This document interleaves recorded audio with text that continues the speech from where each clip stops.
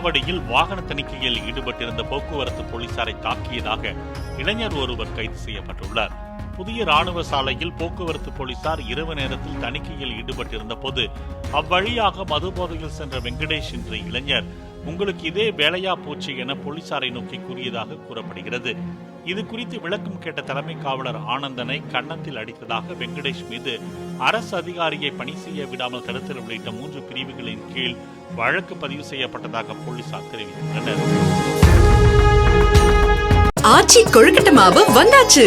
ஆச்சி கொழுக்கட்டை மாவிற்கு கொழுக்கட்டை அச்சை கேட்டு வாங்குங்கள்.